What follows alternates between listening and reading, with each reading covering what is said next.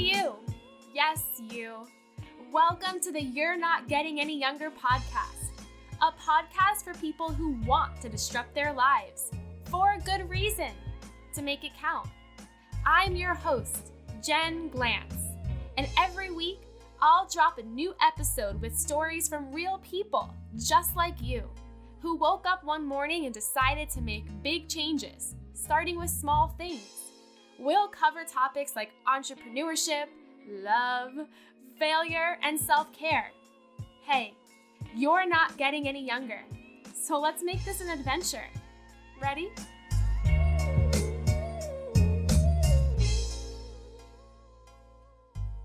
Hey you, listen up. If you're an entrepreneur, business owner, or the go-to person in your company who is always looking for the latest and greatest software, then you need to know about Haggle.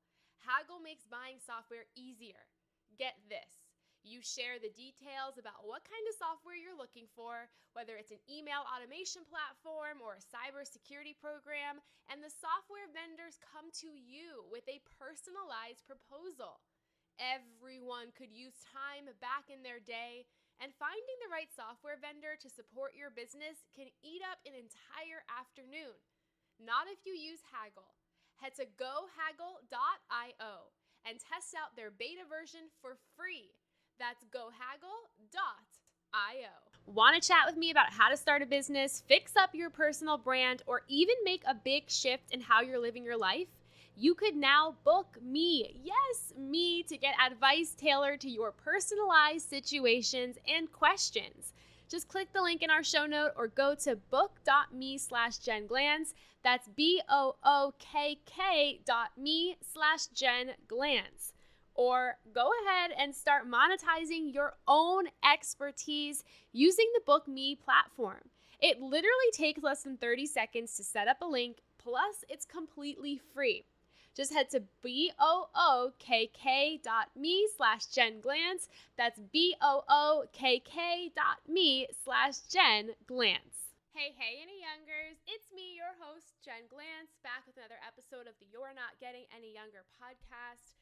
Guess what? I just took a nap. Yes, I took a nap. I ate a chocolate cookie. I turned on the mic and said, you know what? I am ready to podcast. For some reason, and I'll actually tell you the reason, this week I just have not felt like myself. It's been so hard to motivate myself. My whole routine was broken. And I have found that getting up to do work has been super tough.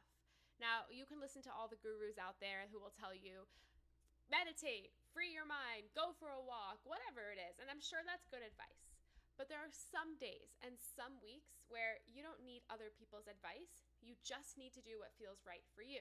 And today, that was putting an alarm on my phone for 25 minutes, 25 beautiful minutes, and taking a nap. And waking up and say, you know what, these chocolate cookies I bought to bring to my friends later on for a party tonight, I'm going to crack open the case and I'm going to start eating them right now.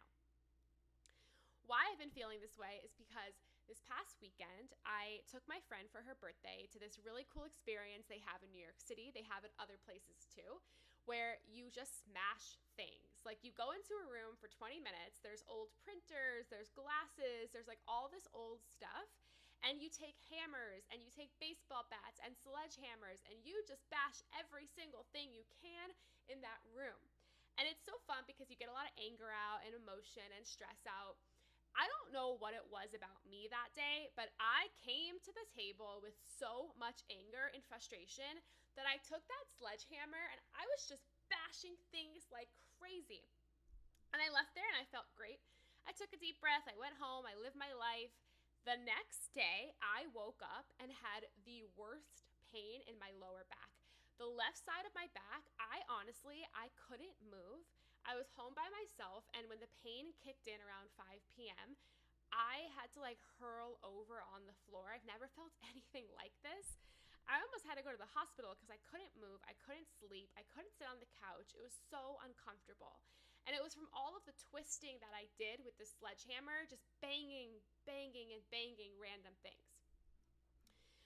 So, what did I do? Well, it was a really rough 24 hours. I couldn't sleep because I was so uncomfortable. I couldn't walk. I was in so much pain. Finally, Adam got back from his trip and he was able to help me and take care of me, which was really nice. And after a couple of days, I started to feel better. So I'm fine. But that pain just lingered in my body and just disrupted my week. And on Monday, I couldn't really even do any work. It just completely threw me off. And I'm a person who, like, I really value routine, or I value parts of routine. Like, I value knowing how my 6 a.m. to my 10 a.m. is going to go. The rest of the day can be a complete toss-up, but I like to know what's going to happen after I wake up. And this just sort of put a damper on everything. So in order for me to function, because I had like a really weird start of the week, I decided to take all the pressure off myself and say, you know what, Jen? If today you need a nap and a chocolate cookie to function, you get that nap and that chocolate cookie, no matter what the gurus would tell you. Last night, however, I noticed that there's this comedian that I absolutely love, I adore. I've been following him for a while. I saw on Instagram that he was going to do a pop-up show in New York City. And I was like, okay, I absolutely have to go to the show. But there's some barriers that are going to be in my way to get to the show. Number one, it's at 9 o'clock, which I know this is going to sound really weird, but I'm going to be honest with you. That's like sort of past my bedtime on a Wednesday night. I am sleeping by like 9:30. So this is going to be a relatively late night.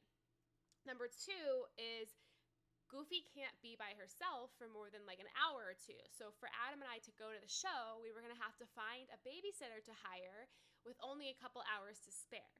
And number three, I was going to have to convince Adam after a long day to go to the show with me, because I really thought it'd be fun if he came with me to the comedy show. Rather than hesitating, rather than overthinking it, I was just like, you know what? We are going to make this happen. I bought the tickets, so I was locked into going. And within like 30 minutes, I was able to get Adam on board. We were able to find a babysitter, and it was great.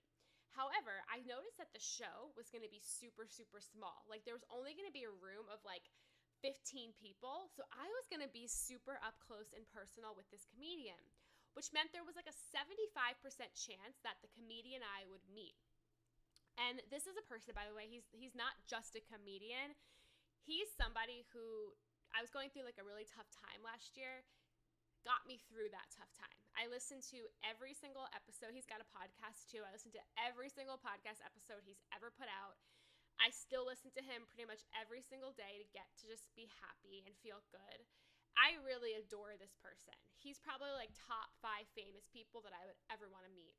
So before we went, I was rehearsing in the shower exactly what I was going to say to him. I had this whole monologue planned out. I was going to say, hey, I just want to let you know that I absolutely adore you and that you've really gotten me through some really tough times, and I just want to thank you for everything you do, and I appreciate your hard work. That was my short and sweet monologue. It wasn't going to be like this whole long sappy story. I practiced it again and again and again. On the subway ride over there, I was like, Adam, like, here's what I'm going to say to him if I get to meet him. So I told Adam the monologue. The show happens. It's amazing. I'm like literally 5 feet away from this person. It was so cool. After the show, I run out to try to meet him because I'm like, this is my chance. Adam comes with me, and he's just sitting outside the comedy venue, just talking to some comedians who had performed. And I walk up to him with Adam, and I completely freeze. I forget how to speak. I have marbles in my throat. My mouth is open. There's drool coming out, and I just forget how to be a functioning human being. Luckily, my Adam, my husband, steps in for the rescue, and he steps in. He's like, hey, this is Jen, and she just wants to tell you that you are such a big influence in her life, and you've gotten her through. He literally repeated the monologue. He's like, you got her through so much, and she appreciates you. And I'm like, yeah, I whatever, yeah, I appreciate you, whatever he's saying. And the guy like sticks out his hand to like shake my hand, and I of course forgot how to do that. So I literally put out like 2 fingers as if it was my whole hand to shake his hand. After it was over, I was like, Adam, did I really forget how to shake his hand? Like, this was so embarrassing. So Adam repeated my whole monologue. All I was able to get out and say was, thank you for your hard work. And literally the whole night, I was like, Jen, that was all you were able to say to your hero was thank you for the hard work. They say don't meet your heroes in real life because they might not be who you think they are. But the truth is, don't meet your heroes in real life because you might not be you, and you just might freak out and completely embarrass yourself and replay the situation again and again and again in your head. Today's podcast is brought to you by Thinkific. Thinkific is the #1 platform to create, market, and sell your own online courses or membership sites. They have revolutionized how individuals earn and learn online by building an all-in-one platform designed for both course creators and their audience. Try Thinkific for free today at try.thinkific.com/JenGlantz. That's try.thinkific.com/JenGlantz. You are going to love it. Today I want to talk to you about a fun topic, which is how to monetize yourself. I often like to talk about these things because a lot of you are in between jobs or looking to change careers, or you just want to learn how to make some money. So I wrote this article on the Odd Jobs newsletter I have. It's oddjobsnews.com, and it's all about how to monetize the things that you're good at. So I'm going to give you some ideas today about how to monetize things that you're already doing. But before we do that, I want you to think about this. Can you start off by making a list of 10 different skills and strengths that you have? Think about things like, what are your expertise? What do people you know come to you for? What are things that you can do that make people feel better overall? Think about some of your skills. Think about some of the things that people normally would hire you for, or at work. What are the things that people come to you for? Once you have that list of 10 things, I want you to realize that those are things that you can monetize. You could absolutely make money off of those things. Now, you might feel a little bit of imposter syndrome and think like, oh, who's going to hire me and why me and all of this? But let's just push that to the side. Push that to the side right now. Instead, here are some viable ways that you can make some side cash. Number 1, become a coach or a consultant, or just somebody who shares advice about a subject matter that you know more of than anybody else. The sponsor of our podcast today is book.me. That's bookk.me. And they're just one of many sites where you can put up your expertise that people can book you for. So you can literally set up a profile there and say, like, I'm good at these 3 things. Come talk to me about it. And you can set your price for how long, for how much money you want to charge. Or you can do it on like Calendly, or you can set up a website, or just have like a link in your bio to PayPal where people can pay you and talk to you on the phone for X amount of minutes about something. Honestly, you might just be like, Jen, who's going to pay me for my knowledge? But let's say you're really good at networking, or you're really good at financial tips, or budgeting, or how to make vegan salads, or literally anything. People will pay you for anything. So think about ways that you can set up a profile, and there's so many different sites that you can use that people can pick your brain for X amount of time. Okay, my next idea for you is to create an online course. And if you listen to this podcast, you've probably heard me say this before, but you could literally take anything that you are good at, any of those skills, anything that we just talked about, and turn it into an online course. You can go to Thinkific.com and make an online course there. You can go to your own website and make an online course there. Basically, your online course doesn't have to be like super fancy. It could be you just teaching anything. Again, if you're good at vegan salads, you can do a 1-part course about how to make really good vegan salads. You can charge $99 for it, have recipe lists, and people will pay that. Let's say you're really good at networking.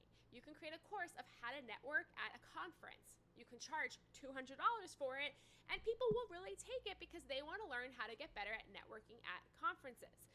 I know that you think like, how would I even make an online course? But honestly, all you need to do is like create a curriculum just like you were a teacher, and you can narrow in your topic.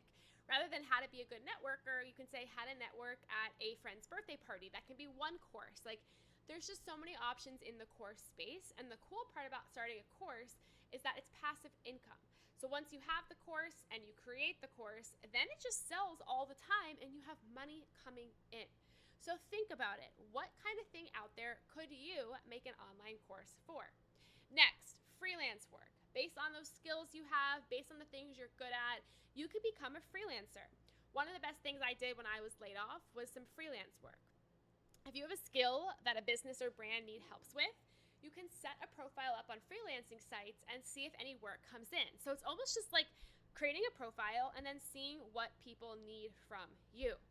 When you need the work, you can be more active and pitch brands and businesses, but just list yourself on these platforms. There's one called Toptal, Toptal. There's Fiverr, Upwork, Wavely. There's so many freelance sites out there. Those are just a few. Next, if you're not somebody who wants to do freelance work, like you don't want to be a freelance writer or freelance strategist or whatever it is, Maybe you want to do something a little bit more hands-on. So try out one of those gig websites. If you have like a less businessy skill that you want to monetize, maybe you're good at photography or event decorations, or maybe you're somebody who's just like a musician, you can list yourself on these sites. Also, if you're just somebody who's really good at setting up IKEA furniture, or you're really good at home decor, that works too. Some sites for you are TaskRabbit, Booksy, that's Booksy, Gig Salad, and Thumbtack. Okay, those are just some options for you. If none of those options make sense, I think the most important thing for you is to take the list of skills that you are really good at, that you have to monetize, and then think about what one thing you could do this year to start a side hustle around those skills. That way you have side income coming and a way to also make money off of something that you're good at that other people want to be good at as well. Until next time, my friends, all my love, Jen Glantz. Hey you! Thank you for listening to the You're Not Getting Any Younger podcast. There are hundreds of thousands of pods out there, so thank you for listening to this one. You can find the show notes for this week's episode up on our website, anyyounger.com. Subscribe, rate, and review the You're Not Getting Any Younger podcast on iTunes so that other ears around the world can listen too. Oh, and join our secret You're Not Getting Any Younger Facebook group, where over 1,000 people are talking about how to disrupt their lives, for a good reason, to make it count. Until next week, all my love, Jen Glantz.